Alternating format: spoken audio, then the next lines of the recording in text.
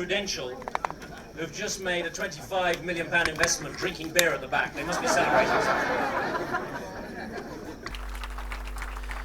So without further ado, let me hand over to Lord Mayor, Alderman Fiona Woolf. Thank you.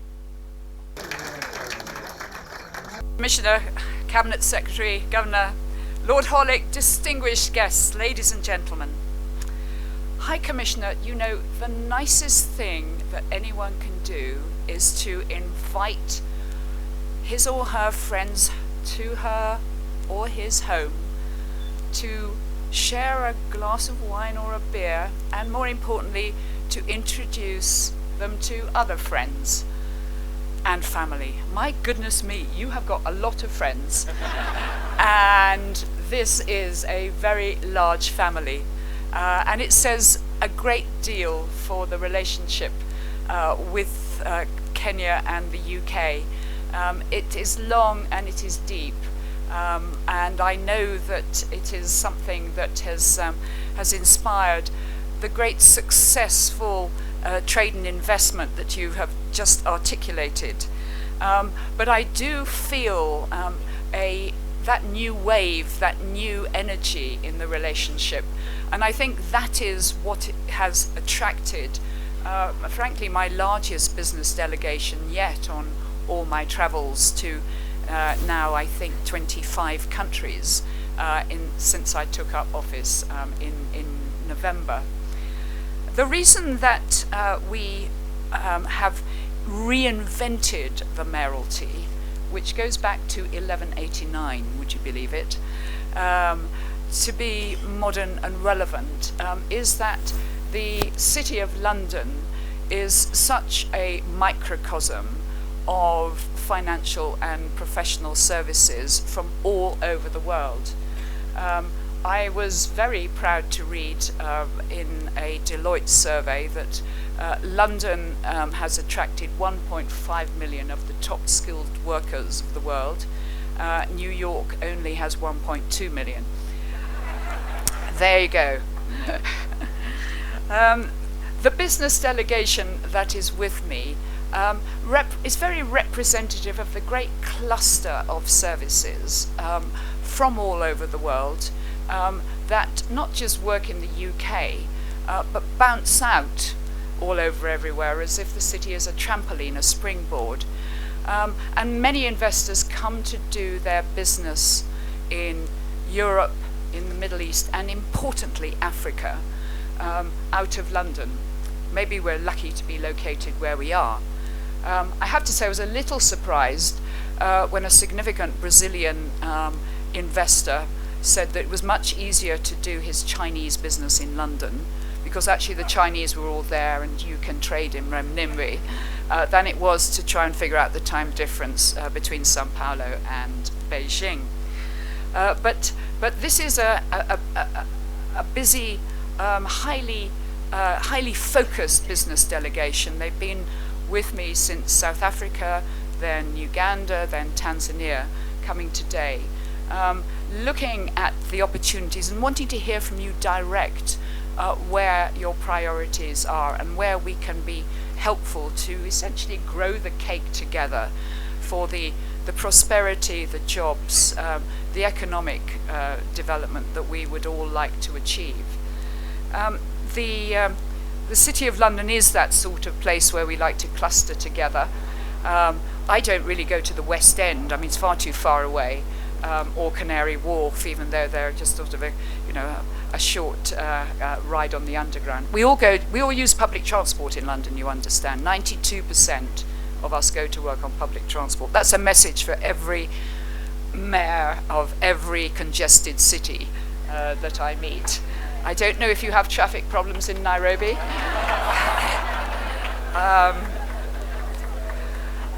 So my message is, do talk to the business delegation. They are here with you tonight, and they'd like to hear your view of the world and your priorities and opportunities, recognizing that the box of chocolates has some things which are soft and fruity, and some which are chewy, and some which have got nuts in them, and we all know that they take longer to develop. But nevertheless, we're interested in them all.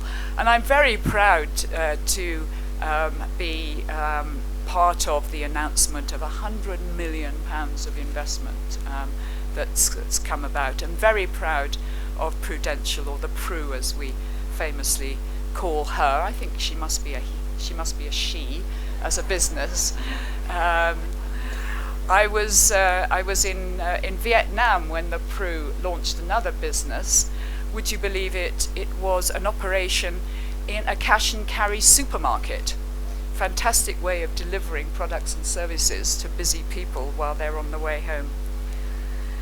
I'm also, I think, very proud that we cooperate so much in areas of human capital.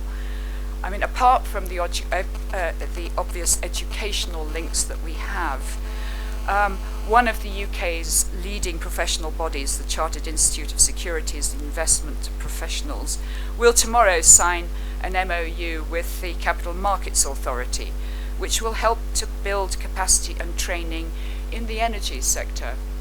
Actually, in the UK, we have these specialist professional institutes and more offerings in particular niche financial services courses and qualifications than any other comparable country.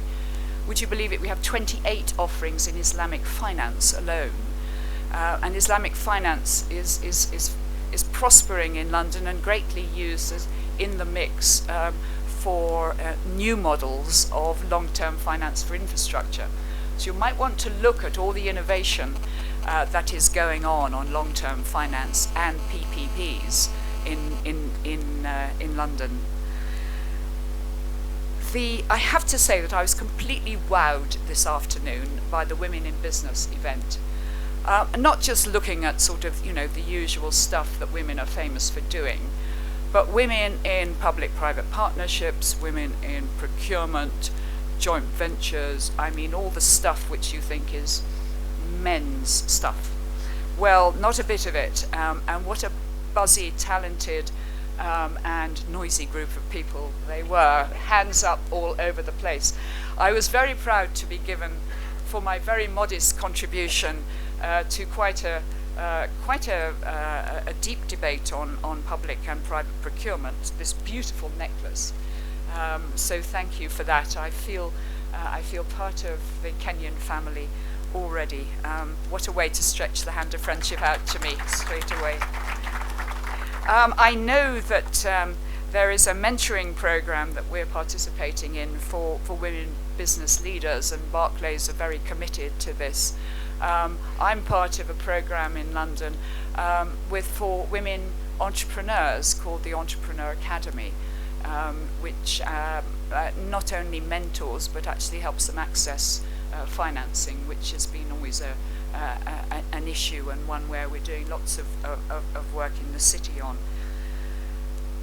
I have to say there's another piece of good news. The budget for Chevening scholarships for Kenyans has tripled for next year. So well done whoever negotiated that. And I'm particularly delighted to announce that the City of London is awarding the first ever Mansion House Scholarship for a young Kenyan. The scholarship will enable Moses Macharia, who currently works in the Treasury Department of Ecobank, to study for a master's degree in financial economics at the University of Leicester. And Moses is here somewhere this evening. I'm hoping I shall meet you later. And at some point, I will, in this evening, hand him his certificate.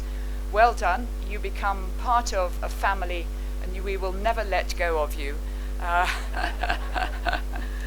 The Mansion House alumni are a great group of people.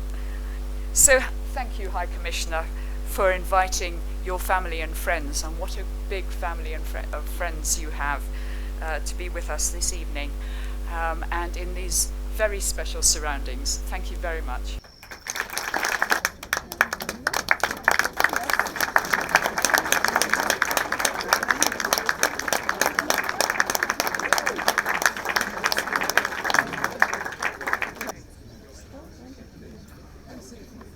So my concern is that Moses is going to have to learn how to drink warm beer. Fiona Woolf, Lord Mayor of the City of London. Is that the correct character? The correct title is Yes. the Lord Mayor of London. Yes. It tends to cause confusion with Boris Johnson. Yes, yes, I can imagine. But I regard But you're a him- lot more attractive. Yeah, we both have blonde hair, that's Yes. the trouble. Yes, and he's still got all of his, hasn't he? His job is to make sure that 32 local authorities work together to Yes. deliver a world-class capital city. I'm the ambassador, essentially for the whole of the UK-based Yes. services sector, wherever Yes. they are and whoever owns them, but with a particular focus on what the city is strong at, which Yes. is financial, professional and business services. Absolutely. And I was, we were talking actually earlier, and I was thinking of what you're saying as well. And you were talking about, I think, the talent pool in the City of London, saying that there was a lot of talent that you could bring to bear in these new emerging countries. Is that what your task is, would you say? It's not just talent, because obviously the community is Yes. hugely international. I think 52% of Londoners are actually not British. It was, I I'm was proud there of that. 6 months ago, and I Yeah. didn't hear English at all for about quite a while. It's not just the talent, Yes. stunning though that is, and I would say that, wouldn't I? It's also the global experience, Yes. because London is a springboard, particularly for Europe, Middle East and Africa. But actually, people, like me, routinely live on the back of an aeroplane. Yes. And bring to bear global experience, particularly of doing big project financings, infrastructure development, using experience we've got all over from everywhere, but Yes. but for a kind of a made in Kenya solution, if you like. So what was the aim of this visit, and what have been the successes behind it? I've seen, for example, lots of collaboration with the London Stock Exchange. The Nairobi Securities Exchange, I think, is doing a lot of collaboration with them. I think you're doing something tomorrow. That's And right. of course, if you look at our stock exchange, 50% is owned by UK Inc., via Diageo and Safaricom. So it's a very close connection. It's a very deep and close connection. I think that we feel there's a new wave, maybe new products and services, because actually we're in a new normal. And we've got... What's the new normal for you? Well, the new normal for me is kind of around what Paul Polman of Unilever would call the triple bottom line. It's Yes. about people, planet and profit. Yes. Now, I'm an energy lawyer, so we're... Is that your background? Oil and Yes. gas? Electricity. Yeah. Very important as water, holds social development back as much as economic development back. And so you're looking at security of supply, decarbonisation, as well as clean energy. So you've got to pay attention to the environment. There's a big movement to create new types of financing for the long term. A lot of collaboration going on in the city, which is going out all over the world, because you can't do the old sort of project financing with long-term debt, because the amount of capital you'd have to hold behind it, but it wouldn't be sustainable under Yes. Basel. Yes. So it's a great moment for capital markets, as well as derivatives, private equity, all coming together to create new, hybrid models, new debt market instruments coming up, putting Islamic finance in Yes, the I mix. heard what you said. That was very interesting, yeah. the point you made. We use Sukuks for the financing of the Olympic Park, for example. Yeah, So that's tremendous. so that's really So you're bringing the more part of the new innovation and norm. experience. Exactly, and also enable the economies of Africa to leapfrog some of the the starting stages that we all had to go through. Do you believe this is a leapfrog moment for Africa? Absolutely, absolutely. I think that Africa can draw on the fact that they're not alone. They don't have to do everything for themselves, and people want to help. Not that they want to compete. I'm often asked if I worry about Nairobi developing as a financial centre, that it might compete with London. Yes. I think that what we're doing is to grow the cake, grow the economies. Yes. It's complementary. They're complementary. If Nairobi didn't exist, we'd have to invent it. That's a thought. Whereas London is essentially a truly international place where people come together because they're within walking distance of each other. We have this extraordinary cluster effect. My delegation reflects a cluster, different disciplines, different types of investment strategies, but looking for opportunities. And what opportunities are your people seeing? You've been here about 8-9 days in Africa, I think. What's exciting them most of all? Well, obviously the two big ones are energy and infrastructure. And of course in energy we've had Tullow at the forefront really, and a lot Exactly. But you know, to get that oil out and to let the project deliver for Kenya and its people, it's going to need infrastructure to get it out, and you know, access to markets and finance. But you know, road infrastructure is a big one in Kenya, obviously. It's a big one everywhere. It's a big one everywhere. And electricity. And lots of people, of course, focus on power generation and renewables because that's where the triple bottom line comes in. But you know, what about distribution networks? We have to get it to our houses, and they always need strengthening because we're always using more of it. No, sure. Being a British Kenyan, of course, I'm very excited by you being here and by this new reinvigorated relationship, because it's such a long one and it's been such a mutually beneficial one. My wife attended your session earlier and she said it was extremely empowering.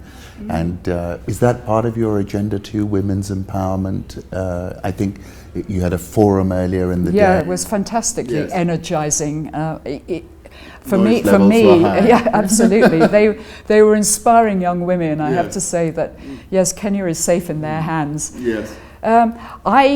I very much chose to put diversity and inclusion, whether it's women or whether it's anybody else, disabled, black, minority, ethnic, whoever, at the front of my agenda because I thought it was an opportunity.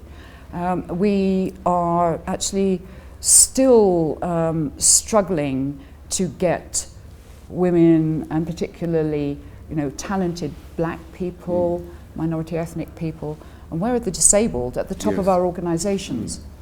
I mean, it's one thing to work on women on boards, and I'm very supportive of you know, rattling the cages of the... There isn't a quota system in the UK, is there? No, there isn't. And actually, I think the women are ambivalent about that, and for me, I'm not sure that quotas will address the underlying causes of what's holding them back.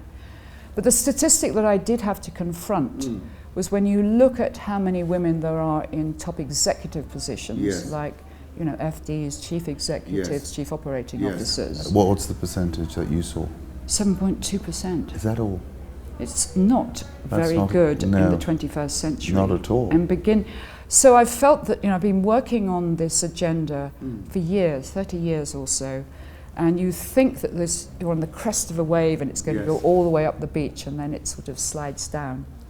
So I've gathered, well, originally 34 organisations, now about 60, to collaborate together, to put more energy into it, you know, share their experience, but above all, I think to get the attention of the people who are the keepers of the talent pipeline, the big middle, actually to really give it the attention it deserves and push the wave up the beach now. No, it's fantastic and well done, and thank you so much for giving me the time today, and we wish you all the best in this visit and in the future.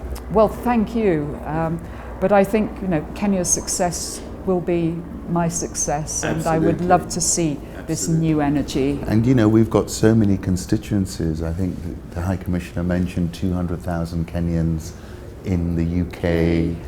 We're very blessed with having them. And vice versa. I mean, we've got, I think, 30,000 British passport holders here as well.